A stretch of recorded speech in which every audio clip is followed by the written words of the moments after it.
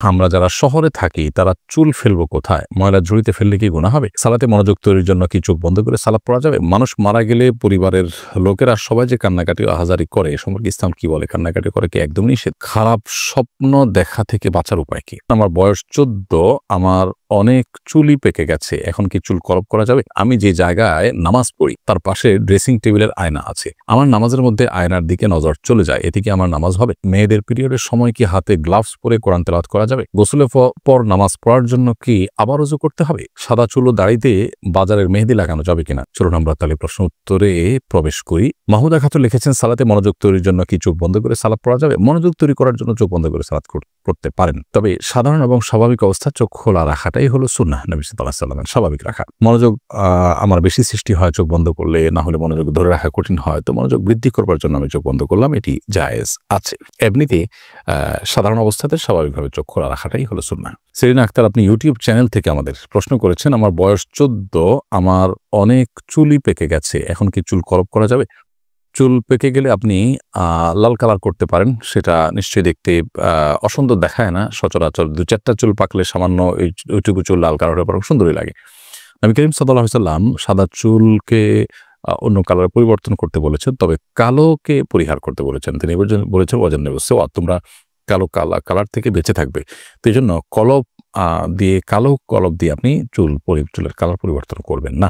খারাপ স্বপ্ন দেখা থেকে বাঁচার উপায় কি? অনেক সময় মানুষ দুঃস্বপ্ন বা যে স্বপ্ন দেখে মানুষ ভড়কে যায়, ভয় পেয়ে যায়, এগুলো অনেক সময় শারীরিক দুর্বলতার কারণে হয়, মানসিক অবসাদগ্রস্ত থাকার কারণে হয়।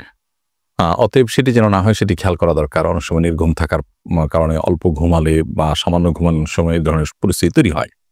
এটার নানা গবেষণা আছে, আপনি একটু খুঁজে দেখতে পারেন।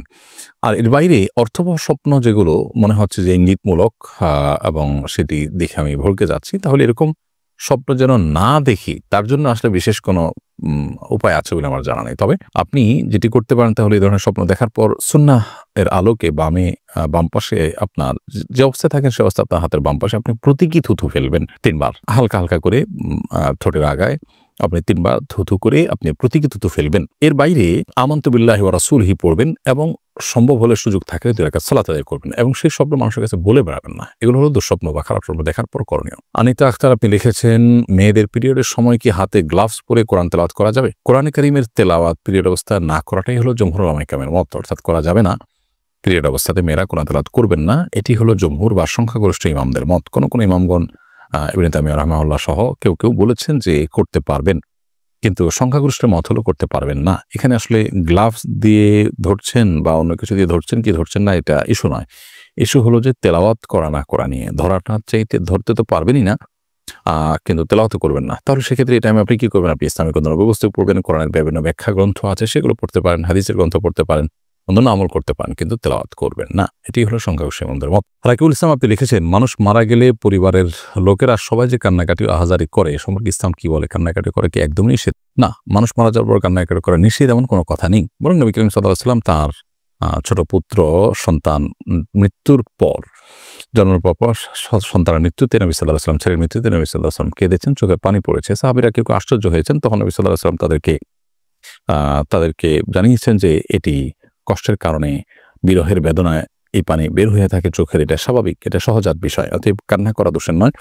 তবে কান্না করতে গিয়ে কেউ যদি সীমা লঙ্ঘন করেন, জামা কাপড় ছেঁড়াছেঁড়ি করেন, আওয়াজ করেন, চিৎকার চেঁচামেচি করেন, যেটা আল্লাহ সুবহানাহু ওয়া তাআলার ফায়সালার প্রতি এক ধরনের বিদ্রোহর প্রকাশ করে বা এই টাইপের কোনো কিছুকে ইন্ডিকেট করে, এরকম চিৎকার চেঁচামেচি করা বা জামা কাপড় ছেঁড়া বা ভাঙচুর করা, ছাড়পিচার করা বা মালাকুল মউতকে গালমন্দ করা বা আল্লাহর ফায়সালার প্রতি অসন্তোষ প্রকাশ করে কোনো কিছু করা, সেটা অবশ্যই নিষিদ্ধ এবং গুনাহের কথা।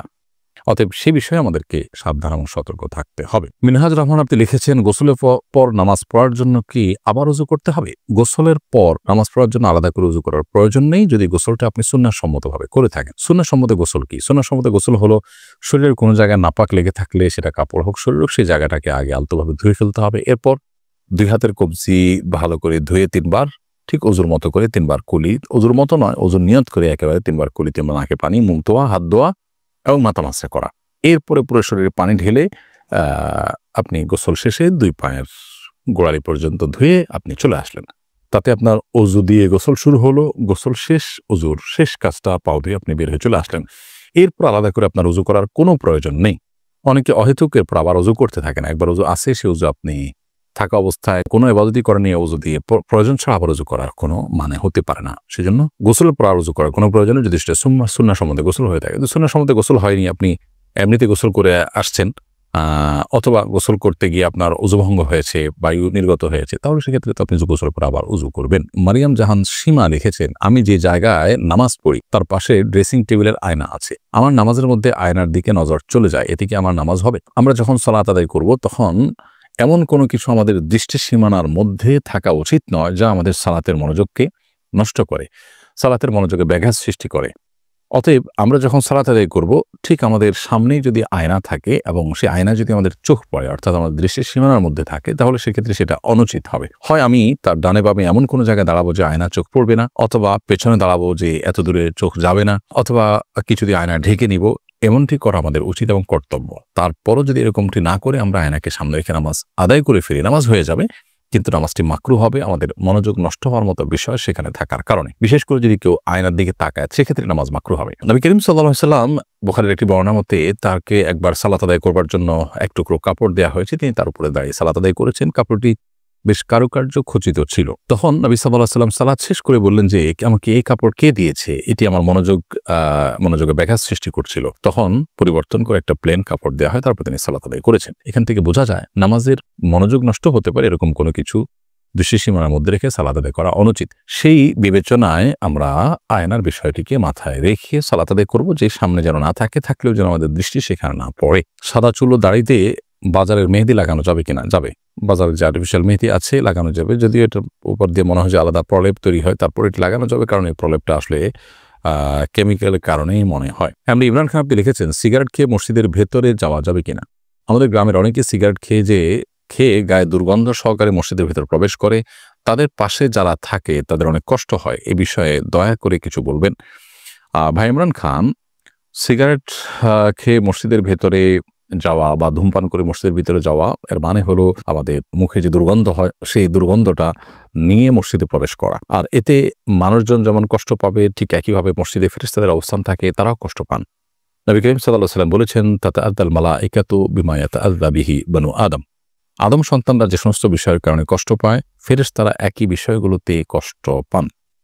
সেজন্য আমরা মসজিদে গিয়ে ফেরেশতাদের কষ্ট হতে পারে এরকম কোনো কাজ করা উচিত নয়, মানুষের কষ্ট হতে পারে কোনো কাজ করা উচিত নয়। এজন্য কেউ যদি ধূমপান করে থাকেন, সেটা তো এমনিতেই গুনাহের কথা। তারপর ধূমপান করে মসজিদে তিনি যেতে হবে, নামাজ তো পড়তেই হবে।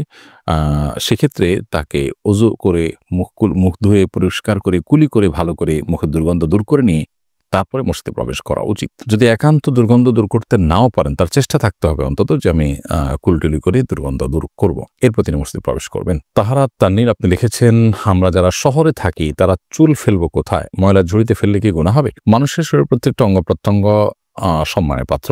আল্লাহ সুবহানাহু ওয়া তাআলা বলেছেন, ওয়ালাকাদ কাররামনা বানি আদম, আমি আদম সন্তানদের সম্মানিত করেছি, মর্যাদা বান করেছি। এজন্য মানুষের শরীরের কোনো অঙ্গ প্রত্যঙ্গের অসম্মান হয় এমন কোনো প্রক্রিয়া, এমন কোনো পদ্ধতি অবলম্বন করা উচিত নয়। অতএব চুল হোক, অন্য কিছু হোক, এগুলোকে মাটিতে পুঁতে ফেলতে পারলে ভালো হয়, কমপক্ষে মাটিতে ফেলে দিলেন। কিন্তু ময়লা আবর্জনার সাথে সেটা ফেলাটা এটা অনুচিত। তবে এর কারণে কোনো হারাম বা বড় গুনাহ হবে ব্যাপারটা সেরকম না।